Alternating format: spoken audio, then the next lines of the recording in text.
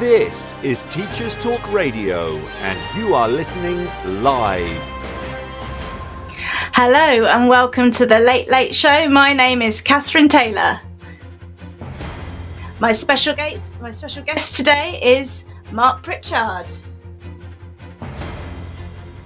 Mark is an executive head teacher and leadership coach, and also an experienced school improvement specialist. And we'll be speaking to him very soon. This is Teachers Talk Radio, and you are listening live. Tune in live at ttradio.org, or to join in the conversation, download the Podbean app and search Teachers Talk Radio. Follow the hashtag TTRadio. Tune in, talk it out with Teachers Talk Radio.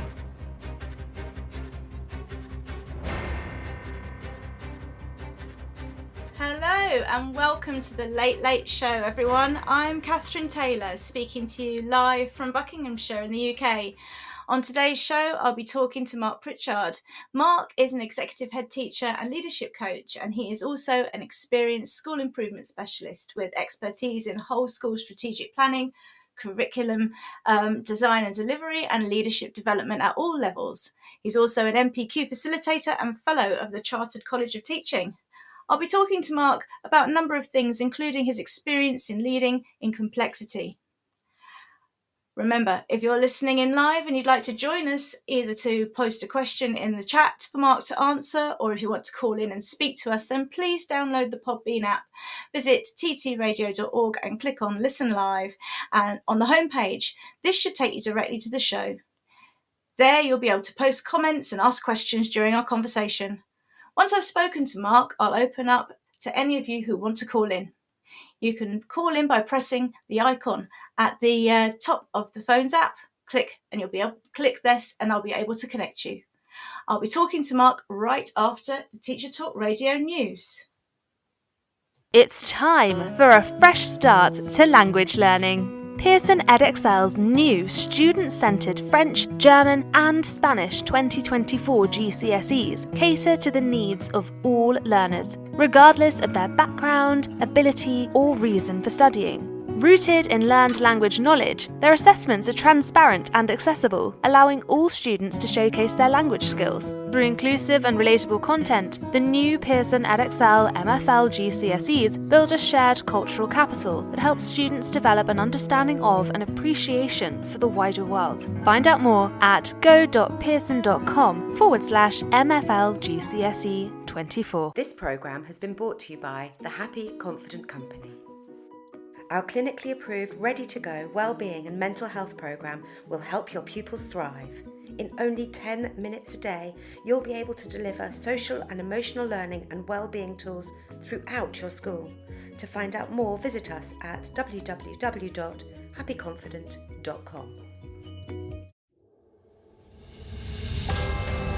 This is Teachers Talk Radio, and this is Teachers Talk Radio News.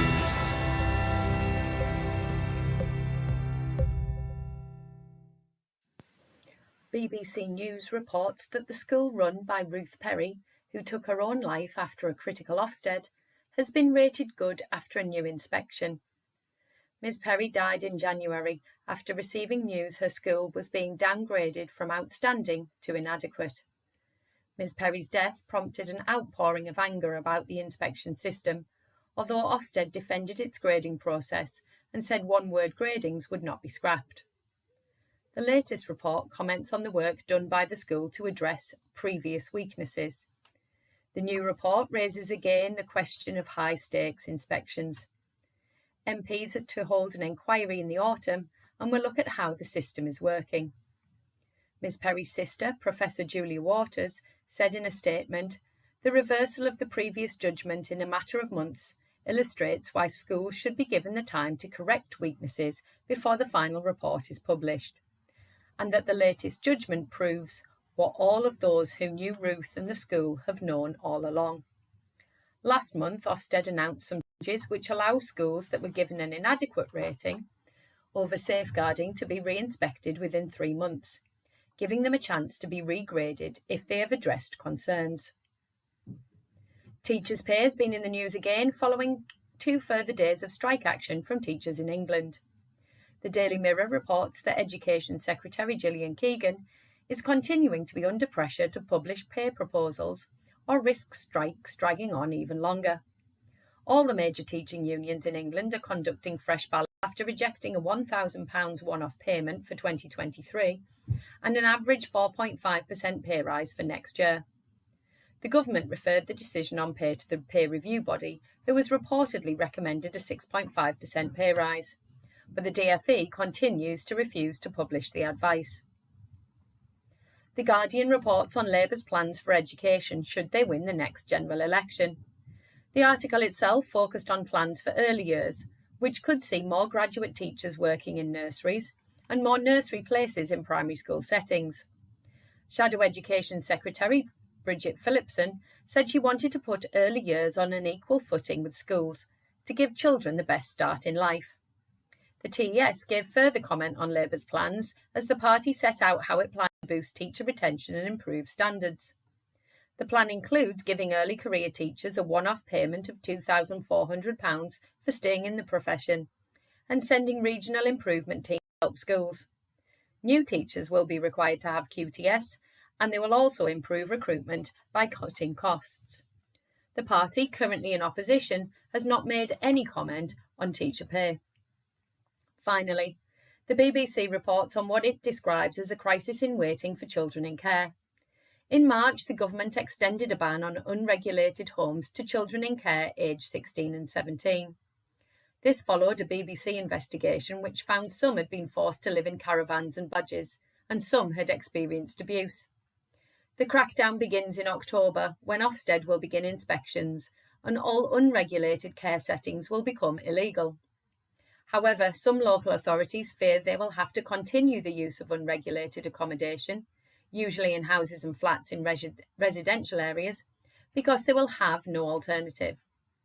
Regulated placements are suffering chronic staff shortages, and a squeeze on places at the same time as a rise on numbers of children coming into care is causing continued issues. A DfE spokesperson said it was the responsibility of local authorities to provide safe placements, but that it was investing £142 million over the next 3 years to ensure the transition to Ofsted registration is successful. This has been your Teachers Talk Radio News with Joe Fox. This is 2 Minute Tech with Steve Woods, your tech briefing on Teachers Talk Radio. Hello, this week we report a question everyone will see at the start of next year. It goes something like this. Hi EduTwitter, can you reply with where you are so I can show my class how far a post on the internet can reach? With a bit of free tech, you can make this much more visual. I'm going to use Google Maps because it's free, and most likely you'll have used Google Maps at some point in the past. So, when you have all your responses, sign into Google, go to Maps and click on the menu next to the search box. That's the 3 lines that look like a burger. From the menu, select My Places. You'll now have 4 options: Lists, Labelled, Visited, and Maps. Click on Maps and at the bottom select Create Map. Now you can give the map a title so you can find it next year for comparison and add all the places from your Twitter replies. Simply type the name of the place. When it appears with a blue point marker, you can click the plus sign to add it to the map and then select a colour to help it stand out. When you've finished, all the places will be saved and you can access the map by following the first few steps: Menu, My Places, Maps. There are loads of other great tools to use also. Measure the distance from your school to those places, hit preview and go into the view only mode. Here you can select a place and you're treated to a short bio and an image of the area. So next time you're looking to bring a lesson to life, why not try using maps to help pupils see where places are in the world? Do you have any top tips for mapping? Why not get in touch and tell us what you want to know about tech? I'm Steve Woods and that was 2 Minute Tech. 2 Minute Tech with Steve Woods, your tech briefing on Teachers Talk Radio.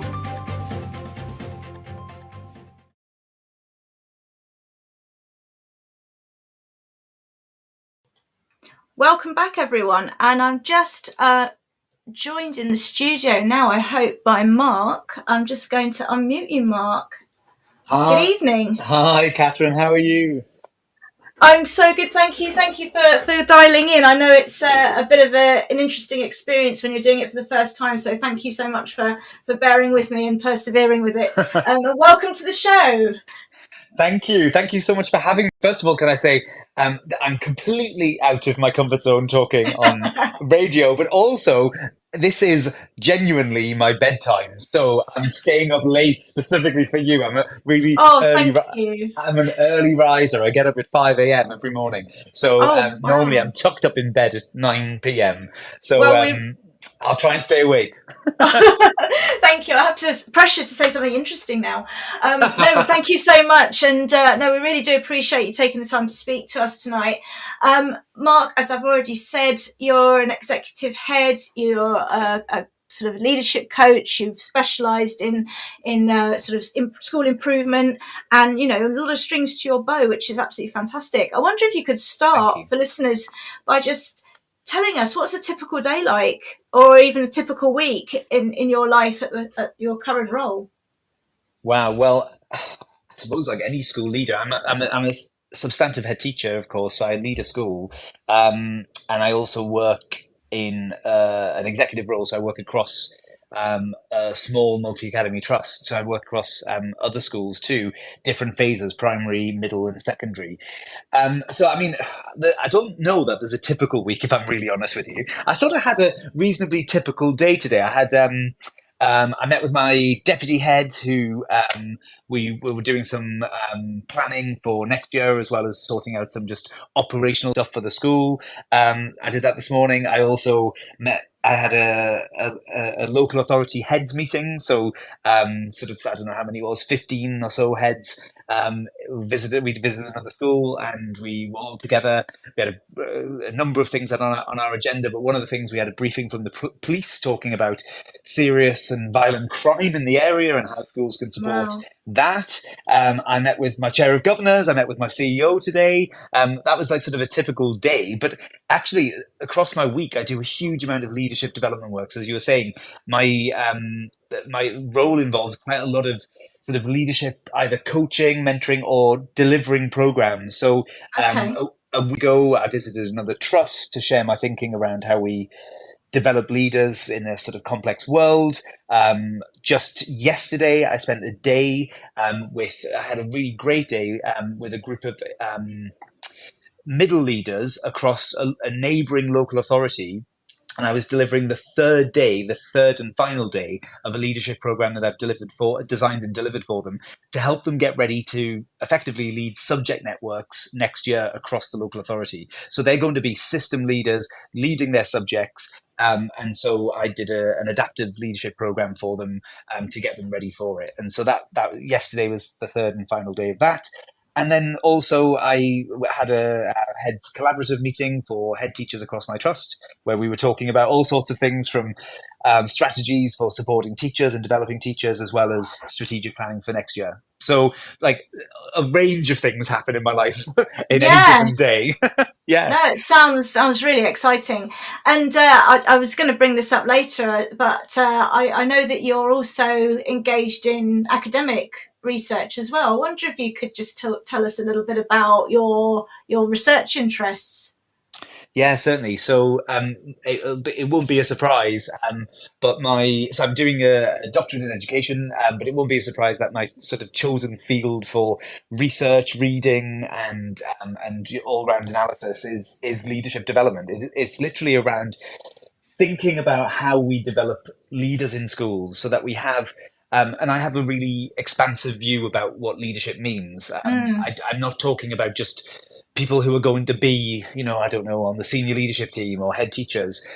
But I think that almost everybody in their role can lead and should be leading. And my very simple, I suppose, possibly naive view of leadership, but I think it works, is simply that if you can imagine a better future for whatever it is that whatever you're doing, whether you're the school receptionist, or whether you're the head of maths, or whether you're, the head teacher of the organization, if you can imagine a better future, and if you can then inspire and encourage other people towards that future, I think you're Mm-hmm. leading. I think that's what you're doing. You're in the process of leading at that point. And so Yeah. I want everybody to see themselves as leaders, and my research has all been around how do we develop people so that they can continue to learn and develop themselves in a leadership role, with that concept of leadership, with the complexity and with the context of complexity in which I think 21st century schools clearly, we're living in. Ask any head teacher, and I've described a day or a week, but there's a million things I've left out, and a million sort of interactions with people, difficult problems to solve, decisions to be made, and all of that complexity is what I think not only adds challenge but also joy to the role. Yeah, no, it's so interesting, and yeah, because we've spoken before off air. I'm also doing a doctorate in education, and for me, I very much felt that when I first started to get into the reading, and that first year when you're just finding out about the different paradigms of professionalism and all of that kind of stuff, what would you say was the biggest sort of aha moment or revelation that you kind of have experienced on your research journey? Yeah, really good. Actually, that's a really good question. I read your blog recently, and listeners, if you're listening, go and read Kathryn's blog. I read it, and it was really clear what some of your aha moments were, and that sort of some of that real challenge to your thinking that then changed you. And I think that's the best thing about learning. It's transformative. It changes you, and we want that for our students every day. But I think as professionals, we need to also be engaging and learning and having that transformational experience. And I've definitely had that through doing doctoral level study. I think the biggest aha moment, or the biggest sort of transformation, is around, and I sort of always knew it. This is the thing I think about research and about learning, is that there was something in the experience and in the practice that I knew, but then when you read it in the literature, and you read it in in what people have studied and researched and empirically found, the thing for me was all around leadership sense making, and it's a theoretical sort of framework, it's a theoretical model, but it's slightly different from reflection, but it's I suppose a form of reflection. But I think supporting leaders to make sense of their experiences, their context, the complexity they're living, is the thing that I think is the most transformative in terms of their development. The thing that I've tried to do in my own practice, it's something that I've facilitated for others, and it's also something that I'm trying to get better at, and something that I'm learning about. So I think that's been the biggest thing, and I can't recommend it enough. I think there's so much that goes on in schools that we need to take sometimes a step back and make sense of what we're doing. And the irony is not lost on me. The research has actually been that for me. So by stepping out of my school and out of my sort of leadership role or whatever, and then trundling off to a university, or going off to read some journals, or talking to people like you about your research and other things, what I'm really doing there is stepping back and being. There's a great metaphor in a book called Adaptive Leadership, which I really like, and it's about by the author Heifetz, and he talks about being on the dance floor. And we're all sort of, in our work and in our lives, sort of on the dance floor, and we're engaged in this dance. And what we really need to do occasionally is step off the dance floor and sort of go up onto the balcony, watch the dance from above. And Yeah. I think sense making is that. It's about stepping back, and from that sort of elevated sense, the elevated sense making that you can do from the balcony, you can see how, sort of how the dance is working, and you can spot the patterns, and you can see how people are interacting, and if you're looking carefully, who fancies who, or well, possibly not in schools, but you know what I mean, all that stuff, and being able to make sense of what's going on before you step back into it. So not only have I sort of experienced that through my own learning, but that's partly what I'm researching and helping to develop, put into practice in my work. No, that's so interesting. Thank you, and I love that metaphor. It's just really vivid, isn't it? Yeah. Yeah. I'd just like to chat to you a bit more deeply, if we can, about journey into leadership, and what accelerated you from your sort of starting point to your sort of point where you've kind of gone into the SLT team and gone sort of into headship, what would you say were the critical moments in your career? That's a really good question. I think so. First of all, I didn't know that I wanted to be a teacher. I know some people always, some people are very clear. I've actually got a niece who's 6, and she absolutely wants to be a teacher. She's clear as day about it. All she does is talk about it. Whenever she wants to play, she plays teachers. When I take her school stuff. I probably shouldn't, but like pens and blank exercise books and things, and it's like the best gift you can give her. She knows she wants to be a teacher. That wasn't me. I didn't know what I was going to do. I went and did a French degree. I loved languages. I loved French in particular. I went to university. I was really lucky to go to university in Paris, and effectively at 18 was, sort of quaffing wine in cafes and reading Flair and thinking, oh my God, I've made it. This is all I wanted to do. Now what do I do? I had no idea what I was going to do with this degree and what, this newfound love of language, literature, and all things French. And when I came back to the UK, it was my connection with my family connection that really got me into teaching. I'm from the northeast of England. You might be able to tell from the slight accent. I went back home to Newcastle, and my mum, who she worked in a school. She was a sort of pastoral manager, and I asked her, "Oh, do you mind asking your head teacher if I can come and just do some sort of work experience and job shadowing in the school to see if I like teaching?" So I spent a week in the Modern Foreign Languages department. Really enjoyed it. I was helping out, sort of just be almost like a classroom assistant, I suppose. And I was 21. And at the end of the week, I went to see the head teacher and said, "Thanks for having me. It's been a really great experience. I think I might do a PGCE." And she said, "Would you like a job?"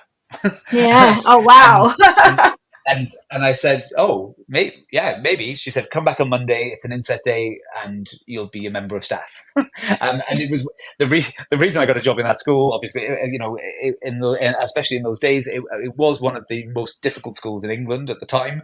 They obviously struggled to get graduates and teachers, and I learned really the hard way. I've made all the mistakes that year that any new teacher can do. I was basically doing Teach First without any of the Teach First support. I just went in without a qualification and was let loose on a classroom. And I sort of I remember sitting just trying to make sense of it for myself. Like, how would I teach this to a group of sort of 13-year-olds? How would I teach the perfect tense in French? And so I was just trying to work it out for myself, as though like that was a perfectly normal thing to do when there are quite established ways of teaching. But anyway, that was sort of my first sort of entry into teaching. And then from there, I suppose leadership wise, I sort of always just sort of outgrew the jobs I was doing. So I did eventually get qualified. I worked abroad for a year in Japan. I had some unfinished business with abroad, and I still possibly do. And then I was thinking actually, so I've worked in so many different schools. I've worked in, since that point, I've worked in that disadvantaged comprehensive in the northeast, like I said. It was in special measures at the time, although I don't suppose I knew that language at that point at 21. But I've also worked in a Catholic high school. I've worked in a selective secondary. I've worked in an inner city London comprehensive. I've worked in a suburban middle school, a primary school in category of concern. I've worked all different places. And actually now, as a leader, I've led in both primary, middle, and secondary, and done that as a head teacher. I've been sort of the named head teacher in all 3 of those phases, quite by accident. None of them were planned. A bit like, I didn't intend to ever be a head teacher either. I sort of just outgrew the job I was doing each time, and I said yes to opportunities. I think, rather than saying, and I do mean this. I see this with staff now, and often, people say, "Oh, well, what am I going to get for this? For this to do this job, to do this role?" And I always just said, "Well, oh, okay, I'll do it." I still remember I was on the senior team of. I was on the senior team of the school I currently work at. I'm currently the head teacher of, and the head teacher at the time I was sat around the table. It's actually really weird to think that's now my table, but Yeah. the table in my office. But I was an assistant head at that table, and I remember the head teacher said, "Is there anybody around the table who'd like to go and work in a primary school to go and help lead it because it's in a bit of difficulty? It's down the road. Does anyone want to, give a hand?" And I still remember lots of the SLT sort of looking down and going, like, "Oh, I don't think so." No eye And contact. and I was like, "Me, I'll do it." Like, sort of like completely naively, sort of, "I'll give it a go if I can help." So, and off I went, and that I had a crazy year of helping lead a primary school, and it was because of that experience that I then ended up being given. Sort of like it was actually, this one was a temporary an interim headship of a primary school because I was at the point in the school the only person with any primary experience. And it was Mm, because of saying yes to that experience that I'd had some experience. So I do think saying yes to things, and actually this really relates to the to the research I'm doing actually, and also to the one of the design principles around the leadership development work that I do with people. Um, there's something that the Center for Creative Leadership call heat experiences, and it's all around taking on an experience, a challenge that effectively you have to grow to survive. Like, in order mm, to really, really like to survive this experience, this challenge, you have to grow in your capacity. And me putting my hand up and going to work in a primary school in, effectively, special measures, and not really, I was secondary trained, not really having huge amounts of leadership experience. Learning things the hard way, and sort of getting things right, getting things wrong, and working collaboratively with others. It was a real heat experience. I learned so much. It was that moment where I thought to myself, well, maybe I should be a head teacher, but I mm. feel like I need some development to be able to do this. A bit like going back all those years as an unqualified teacher and thinking, maybe I need to actually get some training on how to actually plan a French lesson. Like, this was the same point. At that point, I thought maybe I need some development. And I did actually go and do the Future Leaders program after that. I signed up and I left the school. I left and I said, I'm going to go and like really learn how to do this properly. And I did. And it was years later that I ended up going back and then leading the school that I'd been that had been at Yeah, the member of the senior team of. So it's that's funny how things work out. yeah. It's so interesting because part of what I'm thinking about in my research is the role of sort of managers and leaders to bring out the best in people. Mm. And I think that one of the things that I have a about with many teachers, and I don't know, I'd be interested to know your view on this, is I think there's people that can become a victim of their own competence in a sense where they don't get developed because they're kind of ticking along and Yeah, they're reliable. And, if the line manager is busy, then perhaps, well, we'll only have half an hour meeting instead of an hour. And if you've got any problems, send me an email. And, I understand that schools can be dynamic places, but I mean, what would you sort of say if you were going to come in as an executive head and see that kind of thing going on? What was your kind of what are you going to do then, perhaps in that situation where people are competent but not being brought along? Is that something you've observed? yeah, yeah. I mean, you're absolutely right. Like, bringing the best out of people is absolutely crucial, and both either organizationally, as you say, we can start to almost think of certain people as, yeah, they're a safe pair of hands, etc. We might lean on them for certain jobs and certain responsibilities. And you're right, we might miss opportunities to develop or grow them.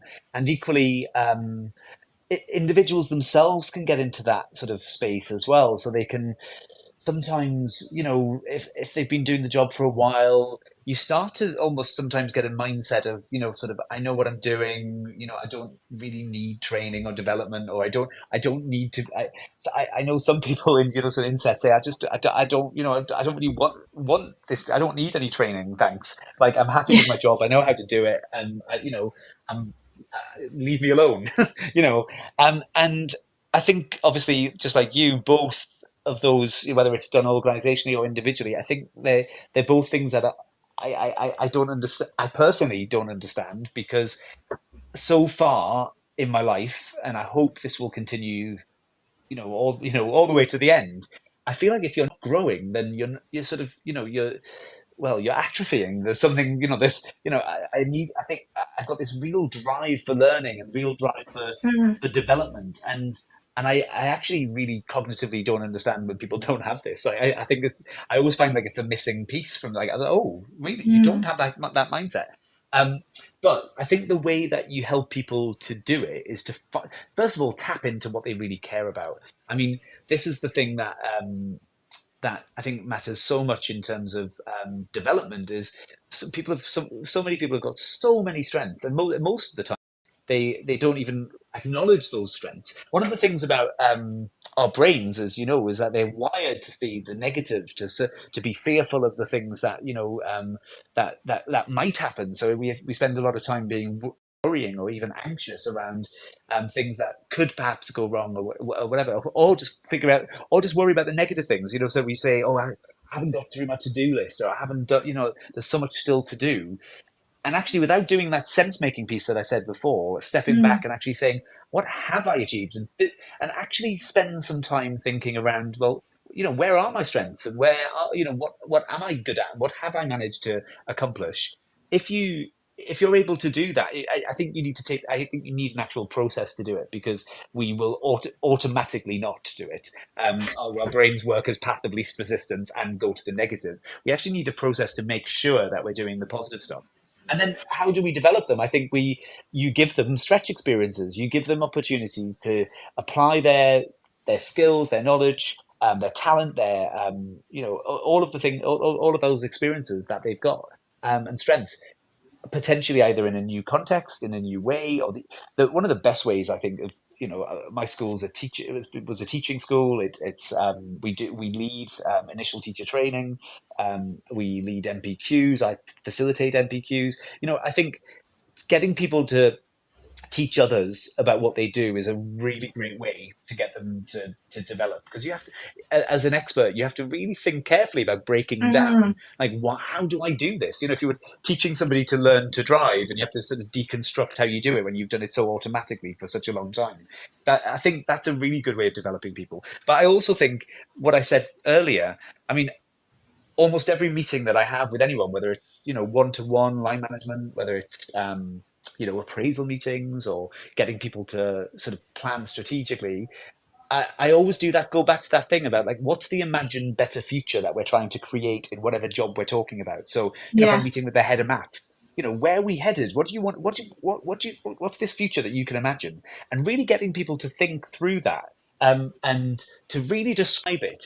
I love Brené Brown as a leader, and lots of people will know her. And if you haven't read her book, read Dare to Lead. It's a very good book on leadership, and simple to read, but really, really powerful.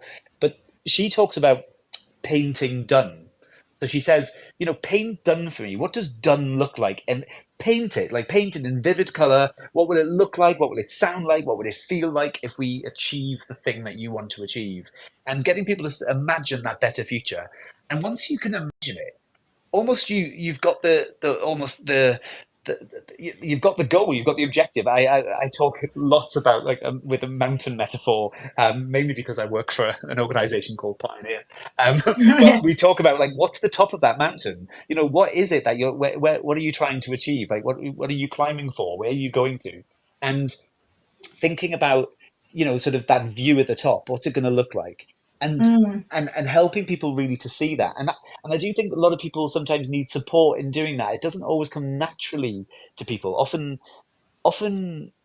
people who've done the job for a while, those people that you were describing, they want to operationalize their work. They want to get on with it and do the things that they've done, and that's safe. But in order to grow, you need to imagine something even better. And just to quote somebody who is a dear friend, and somebody who I was at their retirement do actually yesterday evening. She's a head teacher. She's been a head teacher for decades, and is retiring this year from headship. And her mantra is, better never stops. And what was really interesting was her chair of governors was talking to a whole crowd of people who were there to celebrate her, and she just said better, and everyone just went never stops. And we know that about her leadership. That's Yeah. her mantra. And getting people to see that better never stops, and getting people to see that there's always we can always imagine a better future. In fact, we need to, because the other thing about leadership is that we as leaders are responsible for creating hope and optimism. The world can be it can be bleak, it can be complicated, it can be complex, and it can be really hard. There are hard challenges in what we're doing. There are difficult funding decisions. That we know there's a cost of living crisis. We know there's staffing issues, and the teacher recruitment crisis. There's so many things that we're dealing with, from children's mental health to staff mental health, with all these things. Leaders are responsible also for creating that better future and being able to help people see that there's a better future on that horizon, and getting them to be able to see it. And actually, that's the job: getting people inspired enough to see the better future that they can perhaps bring about.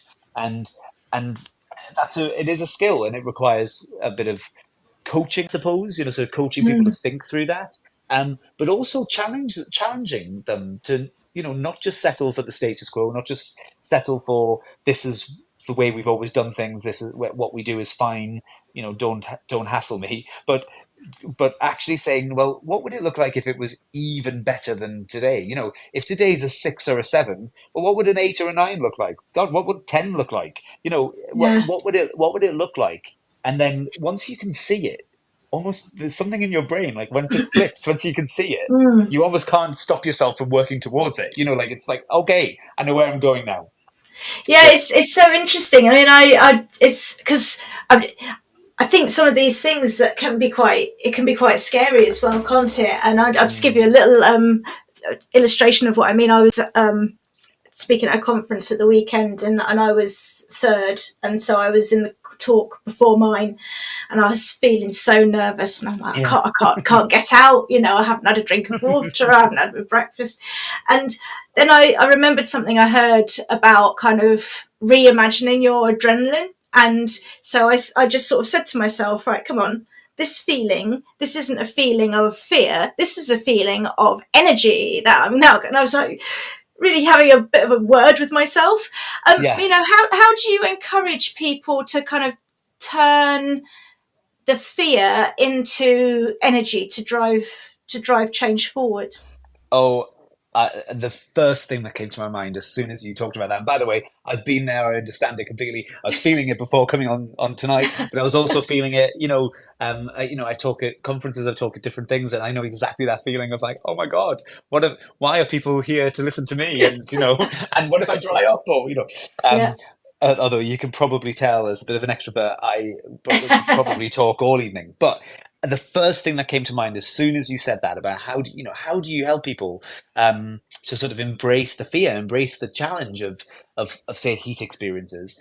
I think the first thing is really to say you're not doing this alone.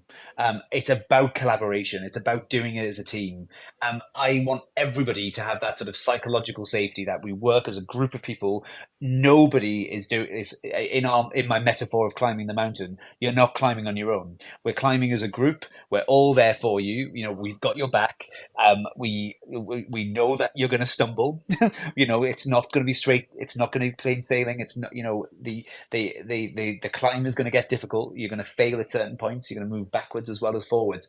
But where you're not going to be doing it on your own. And I think sometimes teaching and leadership, of course, can be quite lonely. Teachers are in classrooms as adults, often on their own. I mean, Yeah. and leaders in particular. I was just talking to the group of head teachers today about that.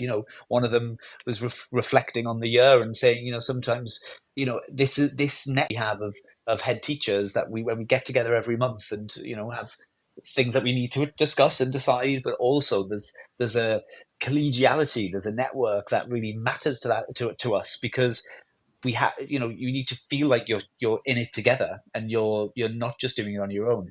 And so I think the more that we can bring people together, the more that we can to sort of almost cohere groups or teams around a particular common cause and get people to work collaboratively. That's when the most joyful work that I do is not on my own. The most joyful work I do is when I'm, like today I was strategically planning with my CEO and I was loving it. We were working together. I had ideas, she had ideas. Some of them were good, some of them were awful, but we were able to sort of bounce them, off Yeah, each other. yeah. And I do my best when I'm with other people. And I feel safest when I'm with other people. And so I want to create those conditions for the leaders in my school and schools, trying to challenge people to take on something that might be out of their comfort zone, that might be a bit of a stretch, but at the same time saying, do you know what? If you fail, it's all right. And Mm. also, making sure that failure is absolutely, if you're taking on a challenge, you're not going to get everything right, and being really upfront and telling people that. But Yeah, also, yeah. saying to them, yeah, we'll do it together. I'm gonna support you I'm gonna be here every step of the way. But you're gonna do it, and I'm gonna help you to do it. So having somebody's back in terms of being a coach or being a mentor or just being a cheerleader, like helping them to keep going when things get tough, and really motivating them to keep climbing. Yeah. No, that's really good. I mean, I think there's, as I say, there's an awful lot in the sort of zeitgeist, I suppose, at the moment about psychological safety and sort of high challenge, low threat, and things like that. And we talk about that for our young people, don't we? I think it can be easy to neglect it perhaps in our teachers, but I think it's vitally important. I wonder if you could say a bit more about what draws you then to the very large complexity of systems then, because you've talked a lot about the work that you do with individuals. Let's really zoom out and get up on the balcony and look at the people on the dance floor. What draws you to that complexity? Yeah, I suppose it's a bit like I was talking about earlier around sort of constantly sort of either outgrowing the job that you were doing, or just taking on, being, once you've mastered something, being able to continue to grow. So I think the complexity of our school system is really fascinating. Like we've got all different types of schools. I listed like the ones I'd worked in earlier.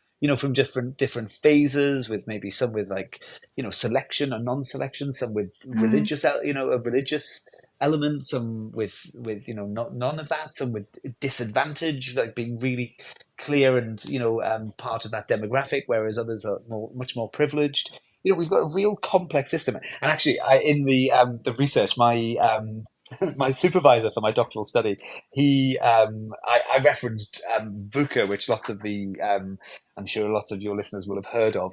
VUCA is an acronym, VUCA, which is a military acronym. I think it comes from the military, where imagine if you were just sort of dropped in, sort of let's think of something like Basra from like years ago, Iraq or somewhere, something within living memory. You're dropped into that situation, and the context in which you find yourself is volatile, uncertain, ambiguous, and complex. It's a VUCA complex. It's a VUCA world, and you have to be able to work within that complexity. But there are loads of different acronyms which have emerged in the research, which relate to almost exactly the same thing. There's a few that I learned recently. One's called tuna, which I've never heard of. Turbulent, uncertain, novel, and ambiguous. I think Barney is another one. Brittle, anxious, non-linear, and incomprehensible. Anyway, in the research, there are all of these different Alphabet soup there.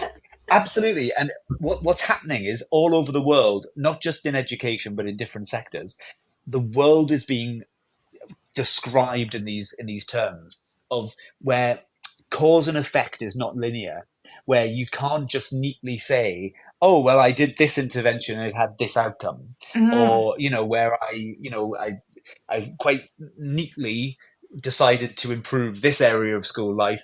I performed these actions and then this happened. Like we can't talk like that, and because we know that in actual fact that's not what reality is.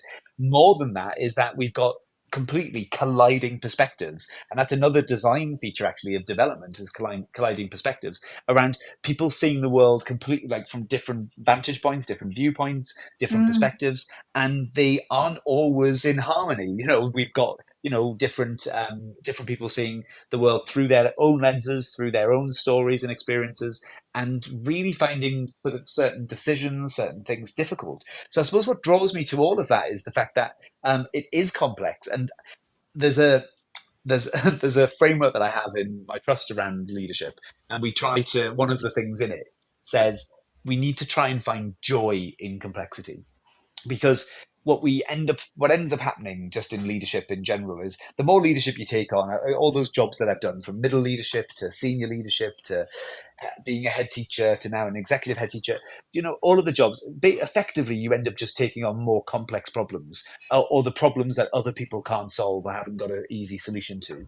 And you sort of have to find, you keep stretching me to constantly find a way forward in really difficult and challenging circumstances, and often novel situations. I think in schools these days, that's what keeps the job interesting. It's we are always encountering things that we've never seen before, the good and the bad, and it is also incredibly interesting. And I actually don't know how other people go to work and go and sit at the same desk in front of the same computer with perhaps the same open plan floor with colleagues and do the same job every day. Yeah, I don't know, making profit for other people. I actually don't understand how how you have purpose and do that every day. What I want is to go into work and take on this challenging, complex thing of, we're going to try and educate the next generation of people for a world that is, really volatile, really uncertain, really complex, and really ambiguous.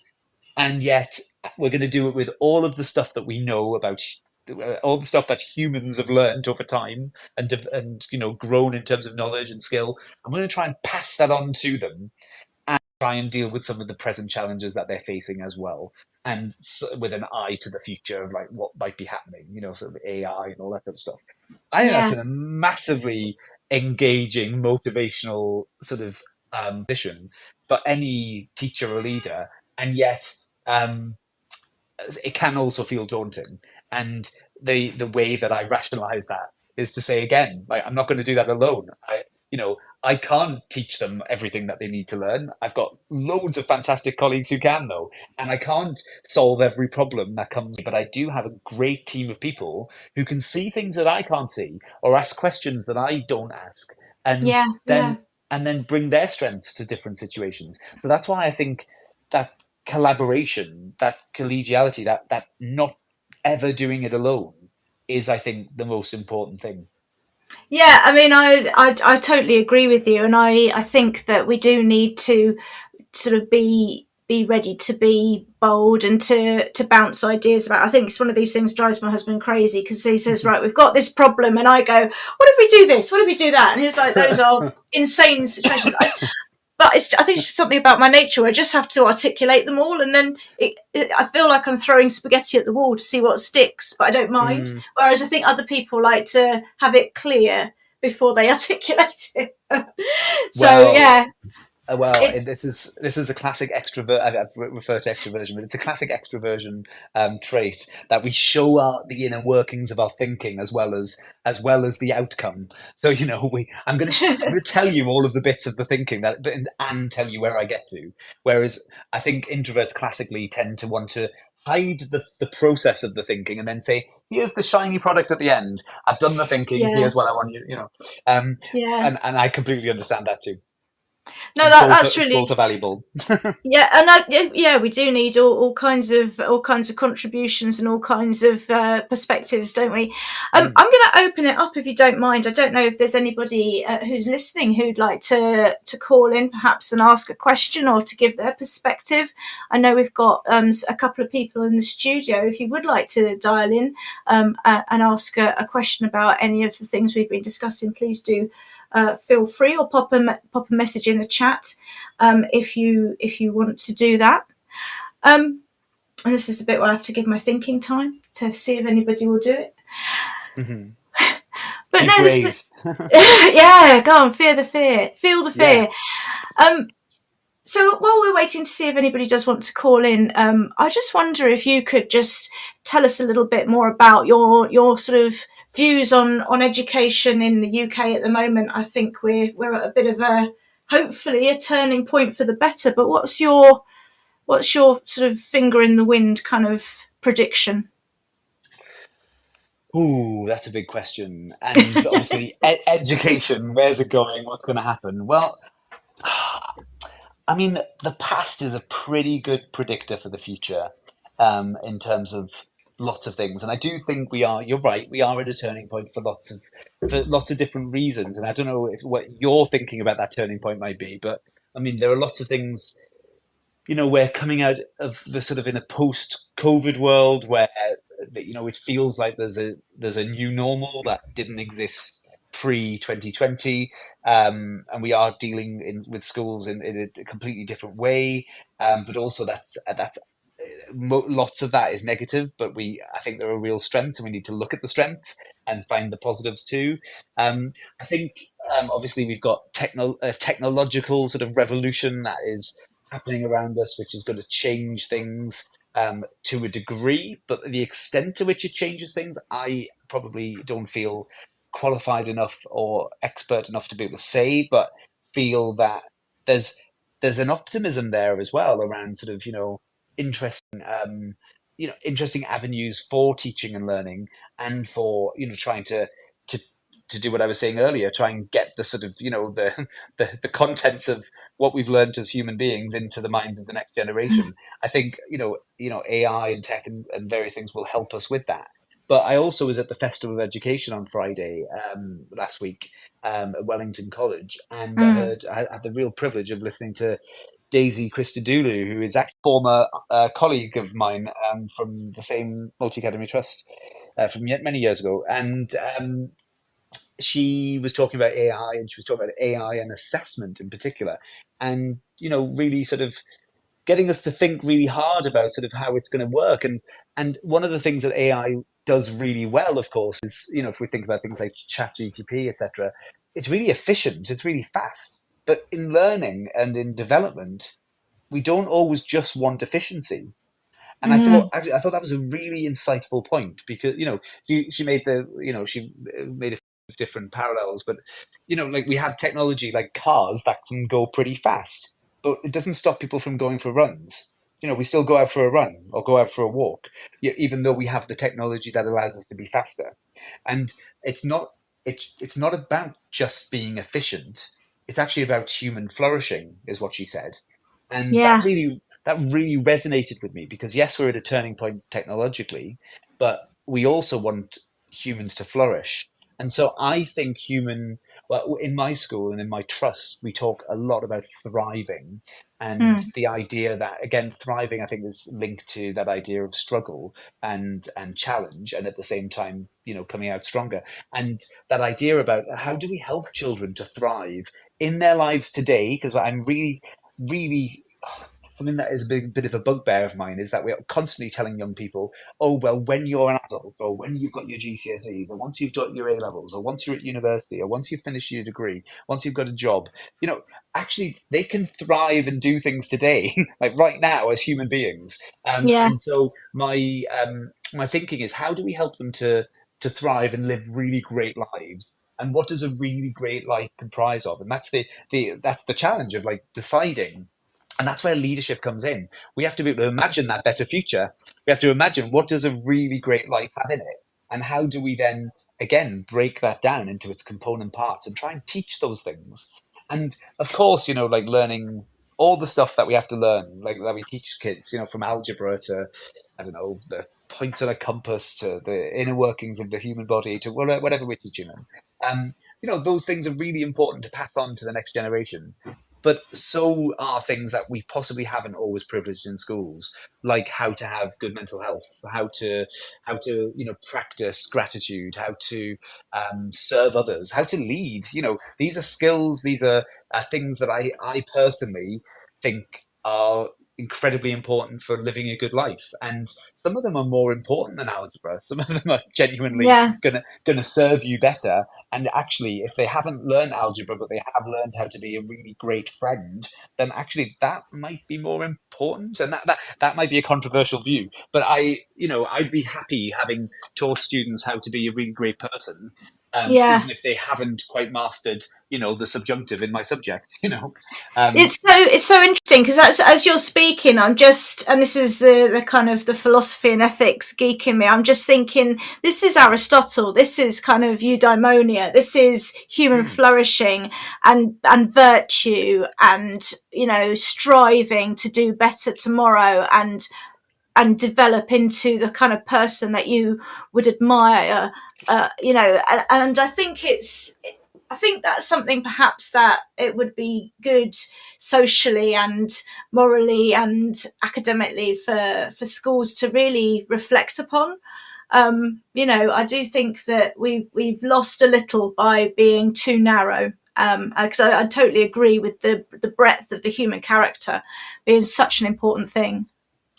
Well, so there's a real parallel in leadership development, actually, and in my research, which is really fascinating because fundamentally, we all know in education, the discourse in education, certainly in England and in certain places around the world, has become around that sort of core knowledge, that essential knowledge, which we talk about in terms of, if you look at the Ofsted framework, it talks about essential knowledge. If you, we know it has its roots in sort of Hirsch and Hirschian ideas about giving children the knowledge that they need to be able to, and he did think that it was about them thriving in a particular society, and so they needed that cultural capital to be able to thrive. But I think they also need other things.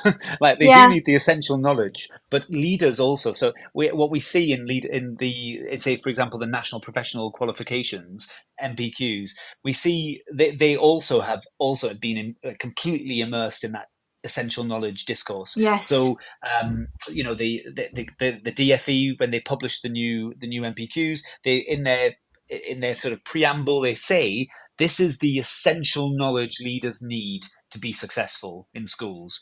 And that when you read that knowledge, it's a list of knowledge, literally almost like a knowledge organizer. It says leaders need to learn that and learn how to. I'm getting into this is my but sort of so that codification of knowledge is absolutely, I think that, of course you need to know those things, you need to learn that, and you need to learn how to, absolutely. But if you don't feel like a leader, then that's therefore you're never going to do that. You're not going to engage with that content because you don't feel like it. If you don't have the schema that helps you to take on challenge, or you don't have the belief that if you try and fail, that's okay, then you might not actually want to do that either that qualification or indeed take on the challenge that actually that qualification is supposed to lead you to be able to take on in real schools and in practice. So I do think there's other parts of the job that we need, other parts of the development that we need to be doing. And for me, that's all around exactly that, around core. It's about values. It's about beliefs. It's about really much deeper cognitive schema around sort of who we are as people, identity, as well as the actual technical knowledge of how you lead a school. So all of my leadership. Sorry, go on. No, I was just going to say it's so brilliant, and I'm so sorry, Mark, because we are really running out of time now. But I could talk to you all evening, and I've got to say, perhaps before we get taken off the air, maybe you'll come back again, and we can talk a bit more about this kind of philosophical issue, because I think it's such an important one. So would you be up for that, perhaps? Yeah, I'll make sure that I have a few coffees that day and keep myself awake for you, Kathryn. Yeah, absolutely. Fantastic. I'd love to come back. I am so sorry to cut you off, but we are about a minute and a half from the end. So I just want to thank you so much for coming on. This is all going to be released as a podcast, and it's going to be available. So please do share it. And if you've been listening live, share it. I know that Paul has left a message there to say that he's sort of joined the chat, and it sounds like a really lively discussion. So thank you, Paul. I know that you call in quite often, so thank you for your message this evening. I'm going to just play our final adverts before I sign us off. So once again, thank you so much, Mark, for your time this evening, and we'll be back in touch to get back into this fascinating discussion. Thank you. It's been an absolute pleasure. Thank you. Thank you very much. It's time for a fresh start to language learning. Pearson EdXL's new student-centred French, German and Spanish 2024 GCSEs cater to the needs of all learners, regardless of their background, ability or reason for studying. Rooted in learned language knowledge, their assessments are transparent and accessible, allowing all students to showcase their language skills. Through inclusive and relatable content, the new Pearson EdXL MFL GCSEs build a shared cultural capital that helps students develop an understanding of and appreciation for the wider world. Find out more at go.pearson.com/MFL GCSE 24. This programme has been brought to you by the Happy Confident Company. Our clinically approved, ready-to-go wellbeing and mental health programme will help your pupils thrive. In only 10 minutes a day, you'll be able to deliver social and emotional learning and wellbeing tools throughout your school. To find out more, visit us at www.happyconfident.com.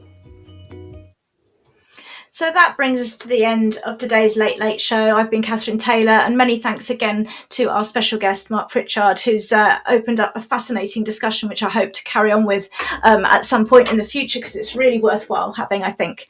Remember, there are Teachers Talk radio shows all week. Join me again fortnightly at the same time. Bye-bye for now.